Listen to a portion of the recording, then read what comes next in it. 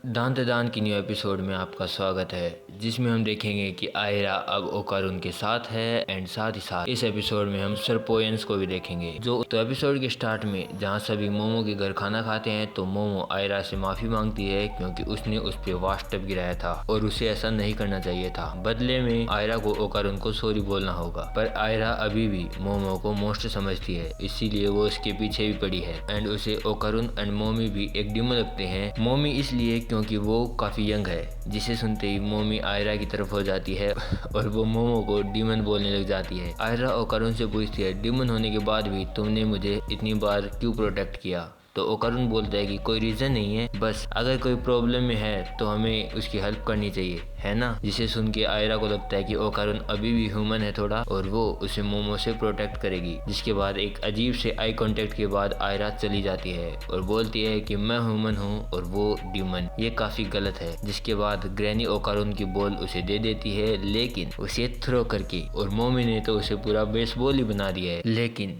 Ball bat से touch होके ओकारुन के अंदर फिट हो जाती है और क्या ही दर्द हुआ है ओकारुन को। और इसका सेलिब्रेशन ये लोग ऐसे करते हैं जैसे उनकी बेसबॉल टीम जीत गई है। भाई क्या ही चल रहा है ना। सीन शिफ्ट होता है जहाँ मोमो स्कूल में होती है और ओकारुन मोमो को बोलता है कि लंच में उसे रिपोर्ट बनानी है, शाम को भी उसे कुछ काम है तो वो उससे नहीं मिल सकता। जिसके बाद लंच टाइम में मोमो अपनी फ्रेंड के साथ लंच करने आती है और उसे लगता है कि ओकारुन कुछ छुपा रहा है। उसकी फ्रेंड बोलती है दूसरी लड़की, पर मोमो को ऐसा नहीं लगता और सुबह के कांड के बाद ये सब हो भी सकता है। जिससे परेशान होकर वो ड्रिंक लेने चली जाती है, पर पूरे रास्ते वो ओकारुन के बारे में सोच रही होती है और तभी वो देखती है कि ओकारुन आयरा के ऊपर है और वो दोनों ग्राउंड पर सो रखे हैं। जिसे देख मोमो शॉक हो जाती है। हम टाइम में पीछे जाते हैं जहाँ ओकारुन अकेला ही ट्रेन कर रहा होता है, क्योंकि उसे पता है दूसरी बॉल को ढूंढते टाइम उसे एक और मॉन्स्टर मिलेगा जिससे उन्हें फाइट करनी होगी, और वो इसीलिए एक्सरसाइज कर रहा है ताकि वो मोमो को प्रोटेक्ट कर सके।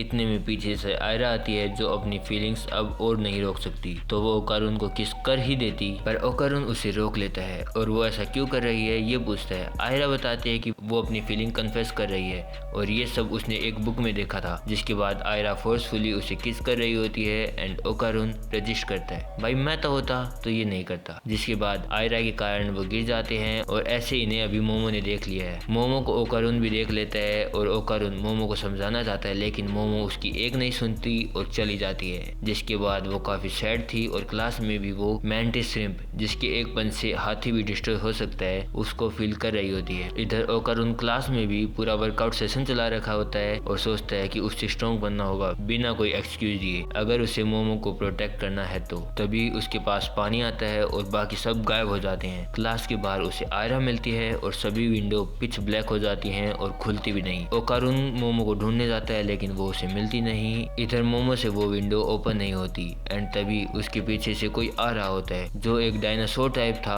और वो मोमो को देख पाता। इतने में वो छुप जाती है एंड मोमो के हल्के मूवमेंट से जो वेव क्रिएट हुई थी उसे डायनासोर फील कर लेता है, जो मोमो भी समझ जाती है। और भाई यहाँ क्या ही एनिमेट किया गया है रे।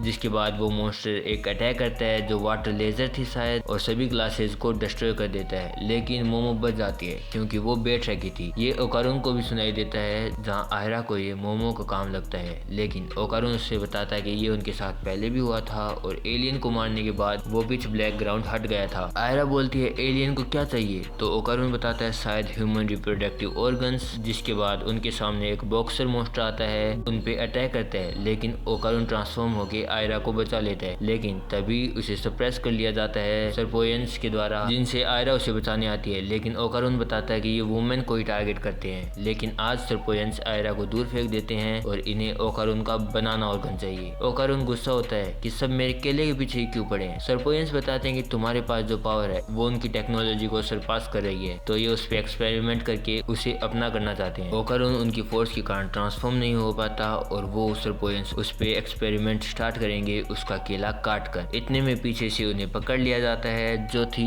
आयरा एज एक्रोबेटिक सिल्की, और एपिसोड खत्म। हाँ, क्लिफ हैंगर पर छोड़ा है, इसके आगे क्या होगा वो तो हम देखेंगे नेक्स्ट एपिसोड में। तब तक तुम मेरी बाकी वीडियो ट्राई कर सकते हो, मैं तुम्हें वहीं मिलूंगा।